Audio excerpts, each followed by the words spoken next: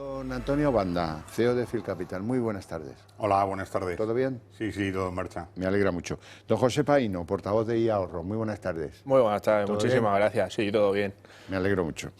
Vamos a empezar por el IBEX. El IBEX hoy ha estado buscando el rebote. Al final, pues parece que se da una tregua a la incertidumbre sobre la deuda y sobre el petróleo y al final, pues el resultado es bastante sólido y bastante estable.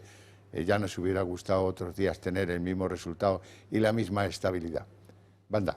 Bueno, sí, llevamos unas cuantas jornadas no de pánico, pero de miedo a la bajada. Estamos todos pensando que a ver si esto toca ya fondo y vemos que los inversores pues están buscando un nivel para empezar a comprar, ¿no? Y desde luego, por lo menos este día que podemos hablar de rebote, no sé si esto sería un rebote en otro momento, pero ahora, después de los días, pues parece ser que sí, animan un poco al mercado, sobre todo además que ha tenido consistencia desde primera hora de la mañana y ha aguantado durante todo el día, ¿no? Entonces, pues bueno, si todos los mercados empiezan a coger esta dirección, habrá algo más de alegría y además que, bueno, estamos empezando el último trimestre y habrá que ver cómo nos viene, ¿no?, el cierre del año. José Paino, vamos a ver, el precio de las hipotecas crece tanto, crece un 89% y la actividad cae 7.352 millones. Pues así es, efectivamente. Actualmente tenemos un precio medio de lo que es una hipoteca fija en 3,84, ¿vale? Dato más alto desde los años 2014 y verdaderamente, bueno, pues consideramos que sigue habiendo una firma de hipotecas fija, que incluso recientemente el vicepresidente del Banco Central Europeo, que ya le conocemos por aquí, ha indicado que era imposible seguir manteniendo tipos negativos como hemos tenido en anteriores años, que daban la posibilidad de poder apalancarse y que a día de hoy, pues bueno, pues que recomienda a todo el mundo poder cambiar a una hipoteca fija para saber lo que pague a final de mes y que no tenga, bueno, pues sustos que pueden tener actualmente según cómo está el Euribor. Banda, vamos a los castigos que se producen en el mercado. Da la sensación de que tanto las renovables como Celnex están sufriendo un rejón por su exceso de endeudamiento. Su deuda es excesiva, creen muchos. Y eso explica descensos en bolsa de más del 15% en las últimas semanas. Bueno, había muchas valoraciones en las que estamos pensando que realmente no iban a subir los tipos, ¿no? Y al final nos encontramos que los tipos están muchísimo más altos, o sea, que vemos la intervención que ha tenido el Banco Central Europeo en los tipos de intervención y los ha tirado más de un 3% para arriba. Por lo tanto, eso se tiene que reflejar en toda la curva y como consecuencia de ese aumento de los tipos de interés, también tienes que ver que toda la deuda que tienes en cartera pues tienes que pagarla a un mayor precio, sobre todo si vas a emitir y no tienes capacidad de reducir tu deuda o no la has reducido, ¿no? Porque al final el mercado estaba pagando muy bien, y en este caso algunas de las renovables y las relacionadas con bases de desarrollo telefónico, estaban jugando era que bajando la deuda lo que permitían era un menor coste financiero y que además una posibilidad de nuevas inversiones a un coste pues parecido. Esto no está sucediendo, ¿no? Estamos viendo que el mercado está buscando aquellas compañías que están más apalancadas, que tienen un coste financiero mayor y que eso les va a perjudicar porque no va a bajar. Por lo tanto, tendrías que ajustar tu cartera para intentar situar esos costes a un coste menor y sobre todo tener que la posibilidad de, si tienes capacidad de crecimiento por negocio, endeudarte para esa parte, pero si ya estás muy endeudado, eso directamente va a una menor consideración del valor de la compañía en el mercado, ¿no? Y es lo que estamos viendo que está pasando a las renovables. Paino, el Euribor arrancaba el mes en el 4,2%. ¿Cómo va hoy y qué perspectivas tenemos en el mes de octubre? Bueno, pues tenemos el intradía ligeramente por encima de ese ya 4,20%, entonces en ese sentido tendremos que esperar un poco a ver cómo va a descontar esa posible subida, debido a que el Banco Central Europeo tiene a finales de este mes nuevas reuniones y veremos cómo se va situando el Euribor, porque lo suele descontar con anterioridad. ¿Tú, Banda, crees que el Banco Central Europeo operará subidas de tipos? Yo creo que sí. O sea, tal como está la situación y desde luego con un tema de no tener la inflación controlada, el Banco Central Europeo pues tiene que tomar las decisiones que van encaminadas a intentar ceder en la inflación, ¿no? Y ellos, en su libro y en el de todos los libros de economistas, el primer objetivo que tienen es subir tipos, que eso es lo que lleva a que se reduzca la inflación. Estamos viendo que además eso se retrasa. Estamos ahora mismo valorando mucho más el corto plazo, ¿no? Y que creemos que las medidas que se toman pues son inmediatas y no es así. O sea que la subida de tipos con respecto a la inflación la veremos cómo afecta, pero vamos a tardar, ¿no? Y lo que sí que estamos viendo es que una gran parte del mercado, que no digo que esté equivocado, pero que parece difícil de creer, pensaba que ya íbamos a empezar a bajar tipos, sí, ¿no? O sea que la situación era una situación gravísima, que entonces no había más remedio que bajar tipos, y realmente desde el punto de vista del Banco Central Europeo no se ve así. Se ve que la situación el año que viene será de mantenimiento, a lo mejor una ligera subida, pero sobre todo va a estar muy vinculado al crecimiento económico, ¿no? Si entramos en un modelo de estagflación, pues nos metemos en otro lío que es complicado, pero si seguimos este modelo de aterrizaje suave, que es el que todo el mundo encontraría como el modelo más satisfecho para todos, lo que estamos viendo es que eso va vinculado con alguna subida. Desde luego, en ningún caso, bajada de tipos, por lo menos a 12 meses vista, y sobre todo si no hay circunstancias especiales de mercado que pueda provocarlo, ¿no? Alguna más vinculada con la guerra o la ocupación de Ucrania y otra serie de cosas de política internacional que es lo que puede marcar. Bueno, datos tenemos de los notarios. ¿Qué dicen esos datos? Que la compraventa de viviendas ha caído un 17% y que las hipotecas, la firma de hipotecas, se hunde un 27%. Así es que la actividad inmobiliaria está perdiendo fuelle. Pues así es, está perdiendo fuelle, ¿vale? Son datos que son recogidos en torno al mes de agosto, ¿vale? Y evidentemente los notarios, pues bueno, pues son al fin y al cabo los que recogen esta serie de datos. La realidad es que estos datos hay que cogerlos con pinzas, porque están comparados con datos del año pasado. Recordemos que el año pasado fueron datos acumulados anteriores a los años del COVID, por así decirlo, donde no había tanta transacción. Pero claro, es que el año pasado fue un año excelente y este año lo sigue siendo, ¿vale? Este año lo sigue siendo.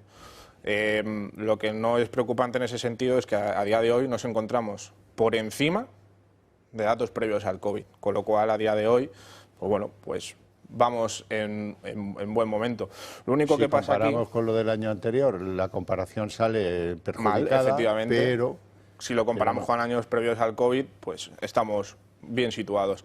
El problema que existe es que existen dos tipos de España, digamos, grandes ciudades, por ejemplo, Madrid, Barcelona, etcétera, ¿vale? Málaga, sobre todo también, donde no hay un stock de vivienda, con lo cual, verdaderamente, lo que sale a mercado sale rápido porque lo compran.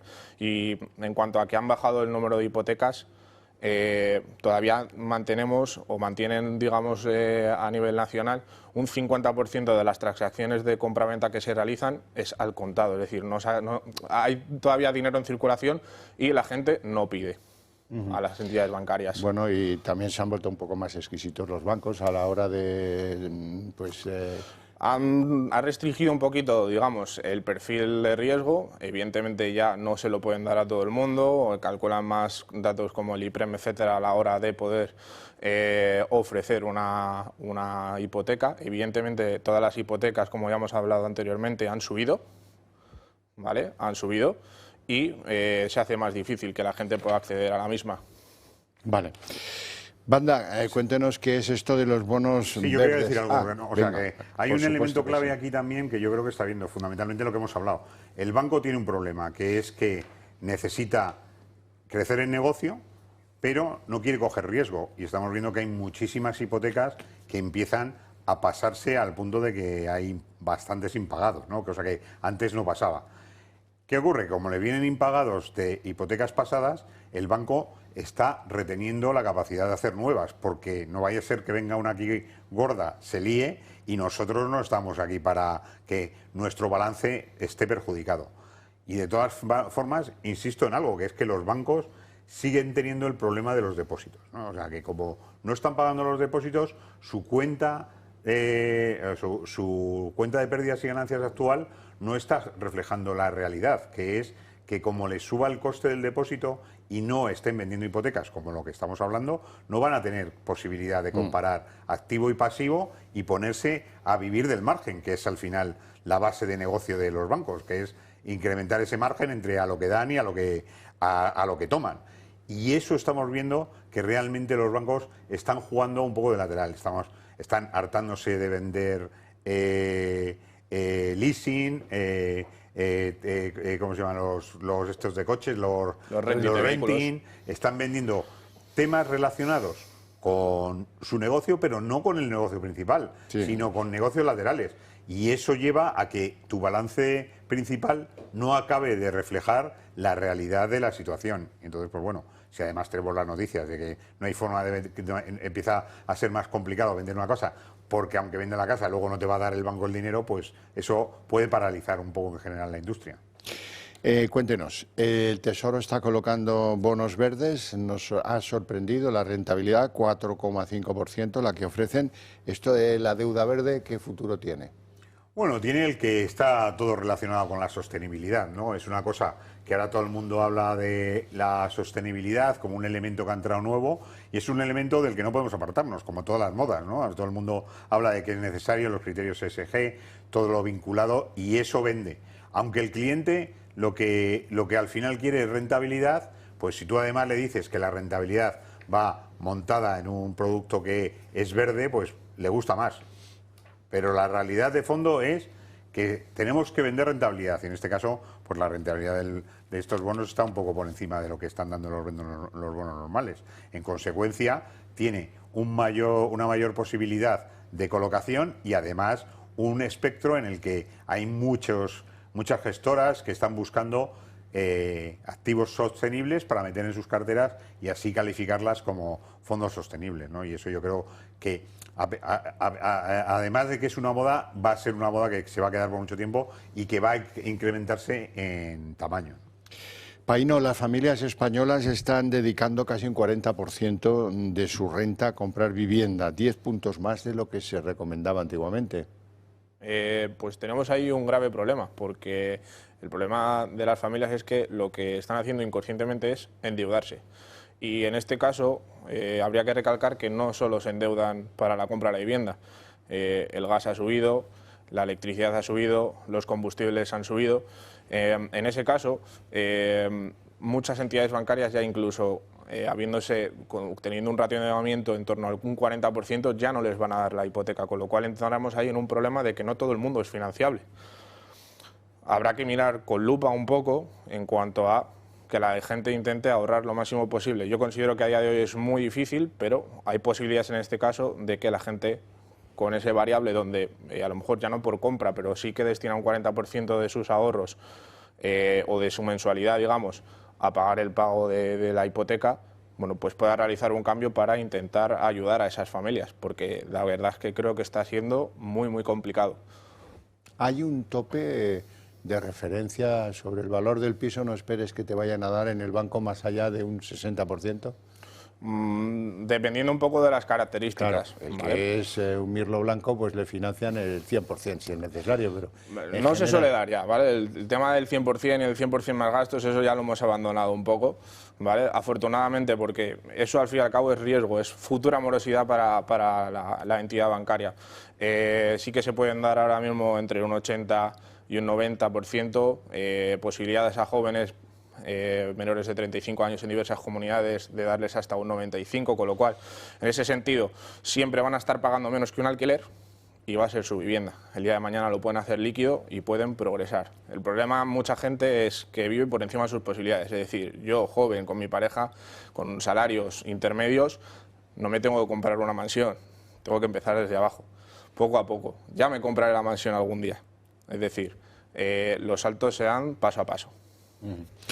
Volvamos al mercado. ¿Qué ha pasado hoy con ACS, don Antonio Banda? ¿Por qué ha caído pues casi un 4%? Bueno, yo creo que el valor está muy vinculado a la situación del management, ¿no? Y hay muchos rumores de posibilidad de cambio, que al final Florentino puede estar pensando ya ceder parte de la gestión Y esas cosas enseguida le perjudican, ¿no? Y comprar tal vez un delfín, como decía don Alfonso Escamen, ¿no? Eso es, ¿no? O sea, que algo tendrá que pasar porque al final uno no es eterno, pero es verdad que él tiene una figura ahí sustancial que no hay, o sea, que de momento no tiene relevo, pero que poco a poco tendrá que empezar a demostrar que la compañía sigue sin él, ¿no? Y cuando surgen estas dudas, pues la compañía le vienen unos vaivenes, pese a que es una compañía excelentemente financiada, con una multinacional con posiciones en un gran número de países, y yo creo que, bueno, que esta volatilidad de un día o de varios pues no va a influenciar mucho en el largo plazo, ¿no?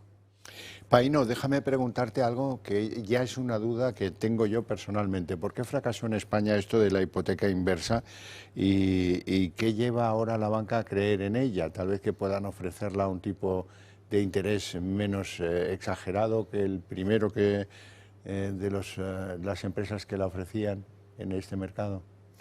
Vamos a ver. Primeramente considero que hay que explicar lo que es una hipoteca inversa. Una hipoteca inversa solamente puedes hacer si estás jubilado o tienes más de 65 años. Este dato viene porque recientemente lo que es la OCU ha indicado que el 30% de los jubilados necesitan ingresos extra. Bien. Lo que es, digamos, una hipoteca inversa es el jubilado que no llega a final de mes, al final hace líquido la vivienda con la garantía de la vivienda en función de la tasación, ¿vale? Hace líquida la vivienda donde o recibe una mensualidad o un total. Cuando fallecen, por así decirlo, siguen viviendo en ella hasta el final, ¿vale?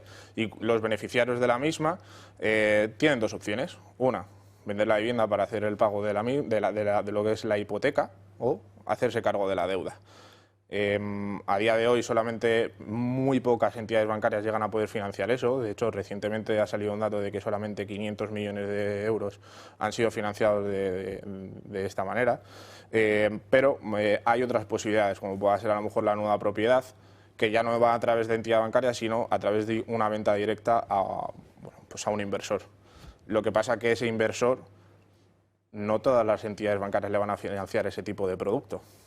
Hablamos de que posiblemente solamente haya una entidad bancaria a día de hoy en el mercado que llegue a personas solventes a poderles darles esa hipoteca. Bueno, y que no hemos tenido, o sea, el Banco de España ha tardado como 3 años en dar la aprobación al acuerdo que tienen Mapfre y Banco Santander para lanzar la hipoteca inversa. Se lo han aprobado en septiembre y eso es lo que va a cambiar el mercado. O sea, hasta ahora, en un mercado en el que el Santander está fuera, lógicamente no tiene mucho sentido que se anime. El Santander tendrá sus propuestas de publicidad, su desarrollo de negocio y veremos cómo esto se convierte en un producto masivo, que hasta ahora no lo ha sido porque no ha habido nadie que lo... Ya.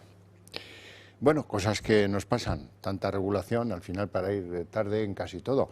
¿Qué está pasando con Solaria? Que a pesar de que el momento sea bajista, el tirón continúa y continúa y continúa. Hoy era la segunda, subía 2,94.